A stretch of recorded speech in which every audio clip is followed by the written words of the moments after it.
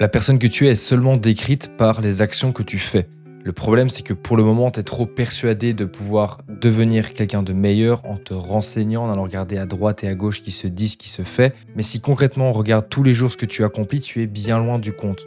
Si tu veux atteindre les objectifs d'une personne, fais ce que cette personne fait. Arrête d'essayer de te poser des questions sur 1 milliard de choses. J'ai pu coacher des dizaines de personnes grâce à Spark qui avaient d'énormes ambitions, mais pour autant, la différence entre eux au début et eux à la fin, c'est qu'ils exécutaient des choses qui leur rapprochaient de cet objectif. Ils ont arrêté de vivre dans un fantasme d'intention, dans un fantasme de projection d'eux sur plus tard, et ils ont commencé à vraiment vivre l'instant présent. Ils ont commencé à mettre en place les véritables actions qui vont les faire progresser vers cet objectif. Dans cette vidéo, je vais t'expliquer exactement comment est-ce que tu dois interpréter les choses pour que tu puisses toi-même évoluer, que tu arrêtes d'être bloqué dans cette phase de non-compréhension et dans cette phase de doute et que tu puisses commencer à mettre en place les bonnes actions pour que tu puisses avancer vers ton objectif. Tu dois vraiment apprendre à faire la différence entre l'intention et l'action que tu vas mettre sur les choses. Si tu veux écrire un livre, la première chose à faire, c'est d'écrire la première ligne. Alors certes, c'est peut-être la plus dure, mais au moins en te mettant dans cette action, tu vas commencer à produire. Les intentions, c'est simplement des promesses que tu fais à ton ego. Moi, je me suis mis des objectifs très gros, des très grosses intentions de là où je veux être dans 2 ans. Si j'y arrive pas, je serai extrêmement déçu de moi-même et c'est normal. Mais pour autant, comment est-ce que je fais pour ne pas être déçu de moi-même? J'avance petit à petit et tous les jours, j'essaye de mettre en place les actions qui me font progresser vers cet objectif. Arrête de voir les actions comme étant simplement des preuves que tu donnes aux autres, c'est aussi des preuves à toi-même que tu peux réussir et que tu avances vers cet objectif.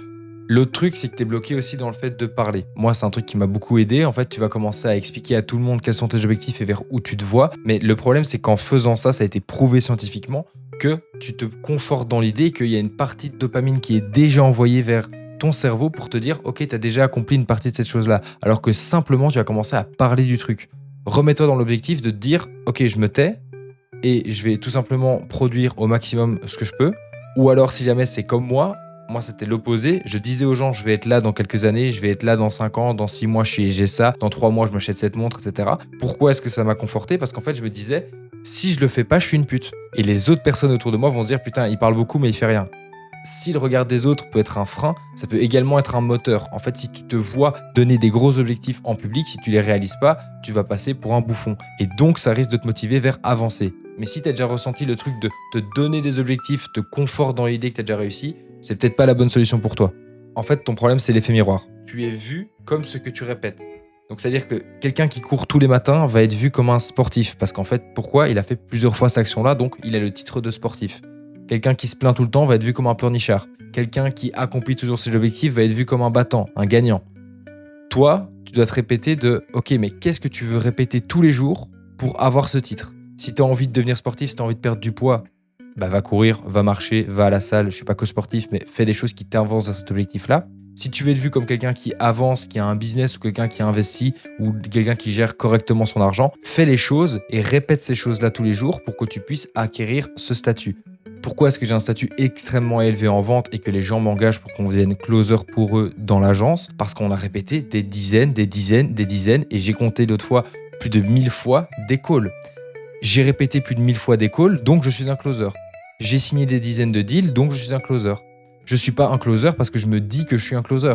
Je suis un closer parce que j'ai des résultats, parce que j'ai répété plusieurs fois les choses et que je peux montrer patte blanche et dire « Regardez, il y a ça qui a été accompli.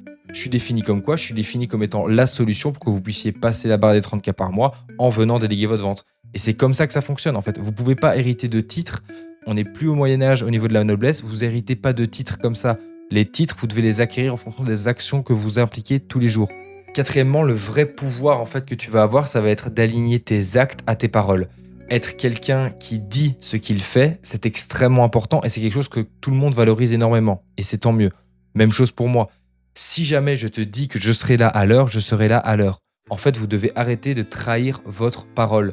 Vous dites que vous arrivez à cette heure-là, à cet endroit-là, il n'y a plus de retard qui soit. Maintenant, vous allez commencer à arriver à cette heure-là. Vous dites à quelqu'un que vous passez le chercher, vous passez le chercher. Il n'y a pas de « Ah non, sorry, finalement, j'ai plus le temps ». Vous dites à quelqu'un que vous allez manger ensemble la semaine prochaine, vous allez manger ensemble la semaine prochaine. Et il n'y a pas de « Ah ouais, mais on est tous les deux très occupés ». C'est des choses que je faisais avant, c'était des mauvais automatismes. Maintenant, c'est fini.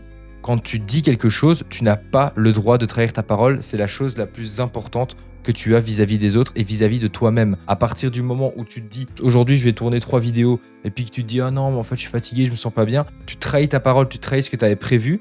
Non, tu tais, tu les tournes. Tu les tournes et dans tous les cas si elles sont mauvaises, au pire tu les postes pas, mais tu fais ce que tu as dit que tu allais faire.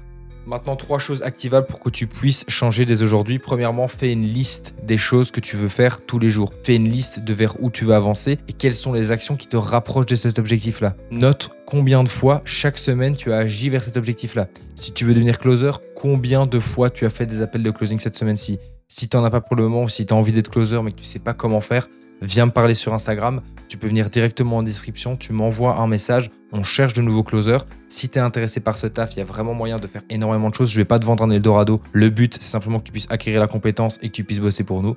Donc si ça t'intéresse, viens. Troisièmement, choisis une action minuscule que tu peux répéter chaque jour. Ça peut être ce que tu veux. Si c'est dans le but de devenir closer, ça peut être juste tous les jours essayer de parler et de comprendre quelqu'un dans la rue. Parler avec quelqu'un dans le bus, parler avec quelqu'un dans le train. Parce qu'en fait, c'est ça que vous devez comprendre. Être closer, c'est comprendre l'autre. Donc, si jamais vous n'avez pas encore un gros flux de call parce que vous n'avez pas de clients, c'est pas grave. Mais au moins, mettez-vous dans une difficulté semblable qu'est celle d'être closer.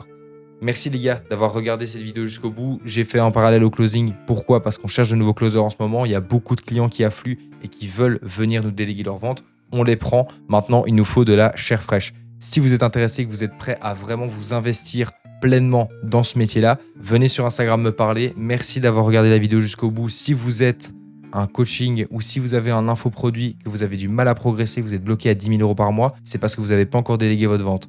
Venez dans mes DM Instagram, je vous explique comment est-ce que vous pouvez déjà avancer pour le moment. Et puis après derrière, s'il y a moyen qu'on travaille ensemble, je vous proposerai quelque chose. Merci d'avoir regardé la vidéo jusqu'au bout les gars. C'était Nathan, c'est ciao.